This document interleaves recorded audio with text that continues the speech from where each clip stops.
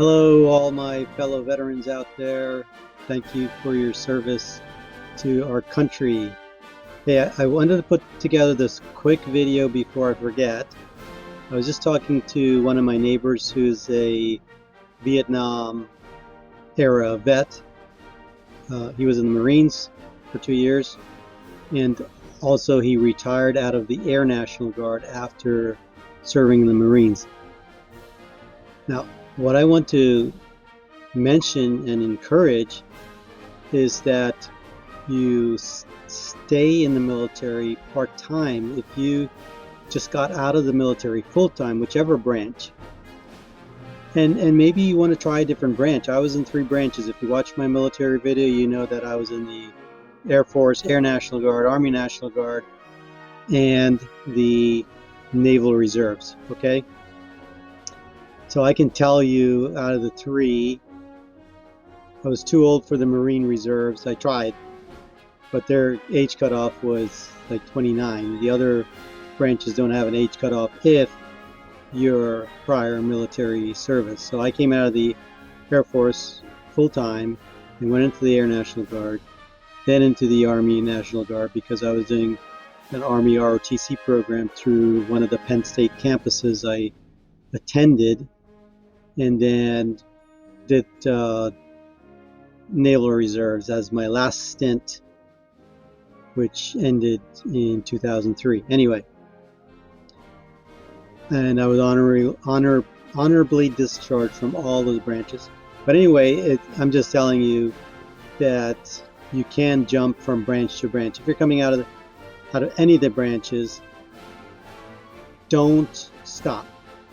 If you've done 2 years, 4 years already, 6 years in some cases,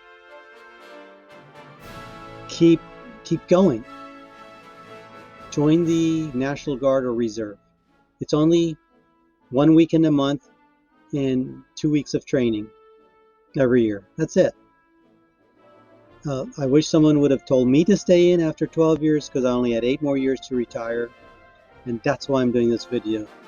You know, we learn from other people's mistakes, and that was a big one on my part, because I thought I'd be able to find a career that would replace that retirement income. But you know, things change in time period you and I are living in now.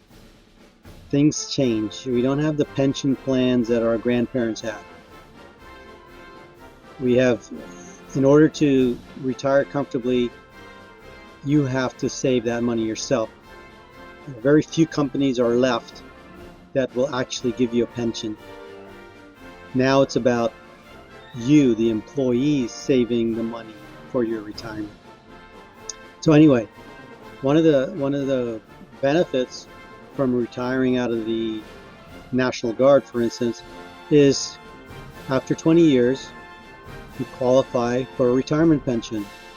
Now you can't touch it till age 60, but still, it could be $500 or more per month. And you know your $500 per more a month in your retirement age will supplement. If all you're going to get is Social Security benefits, it's going to be a big help. It's going to cover bills. The other thing my neighbor friend was reminding me of is that the healthcare benefit, he only pays $185 a year. Some people are paying 3 times that a month for healthcare. He only has to pay $185 a year because he's retired out of the Air National Guard. He gets, I don't want to tell you how much he gets per year, but it's $500 or more a year in pension. I'm sorry, $500 per month pension from retiring out of the Air National Guard, and he gets the TRICARE military benefit healthcare coverage for only $185 a year. Okay, The other thing is you get the privilege of being called a retired veteran. And there are some places you go to where they extend benefits to retired veterans. If you're just a veteran, yes, you'll get some benefits, but benefits meaning not military benefits, from benefits from the civilian sector, from those great people that honor veterans. Like on Veterans Day, I'm doing this in the year 2020, this video in November of 2020.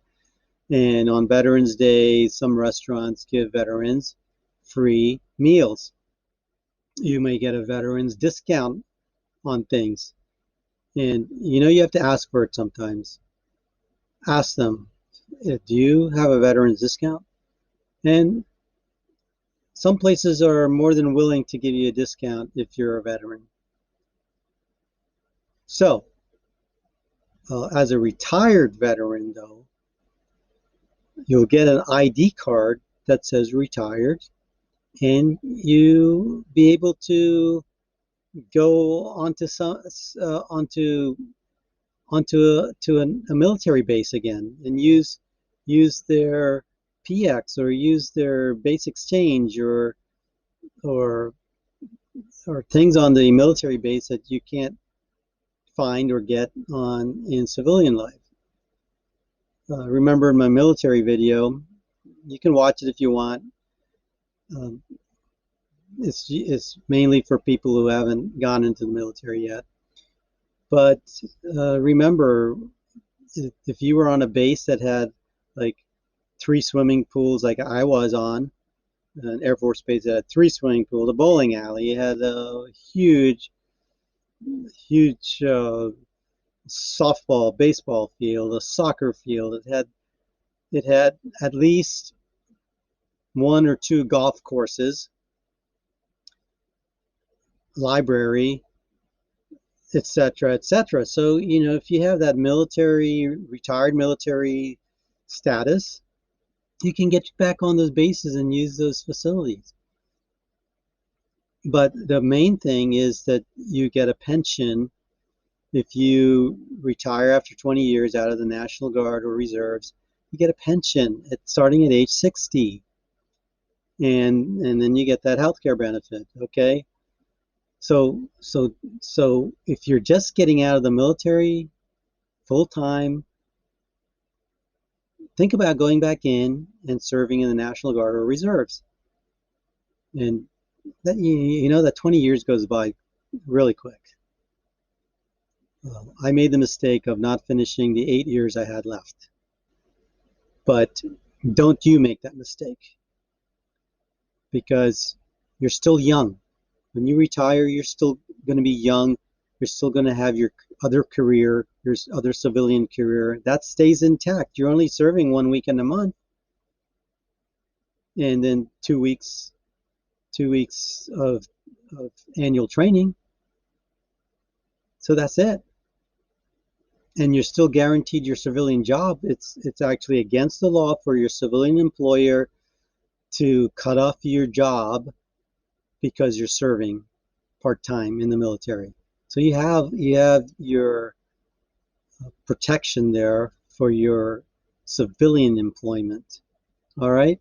And hey, guess what? Like someone I know did, and probably several people, but this was a family member, okay? Got out of the Air Force full-time. He was doing armament maintenance on fighter planes. Well, he couldn't do that in civilian life. So he comes out, spends time in civilian life doing other work. He comes back in the Air National Guard and changes his career direction. He gets trained as a medical lab technologist. And guess what? That was free training. The military gave him free training. And while he's at training, of course they put you on full-time duty to be trained, and he was getting paid as a full-time employee at the rank that he left the Air Force with. So So he got retrained. He was paid. Remember, the military gives us paid training.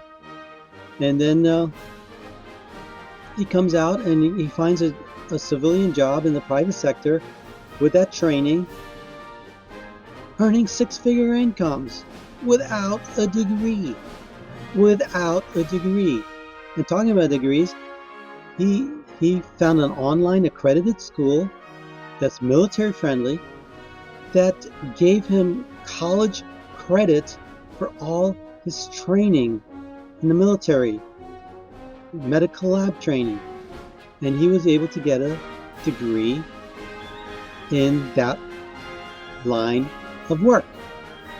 So listen, don't take your military veteran status and your military work history and experience and throw it out the window, because you'll regret it later on down the road, because you gave up a pension, you gave up the notoriety of being a retired veteran, and you gave up a healthcare benefit that only costs you, this is the year 2020, $185 a year. Okay, potentially a $500 monthly benefit or more, and a healthcare benefit that only costs you $185 a year. And the distinguished veteran status of being a retired veteran and being able to go onto military bases and use their facilities, etc., etc.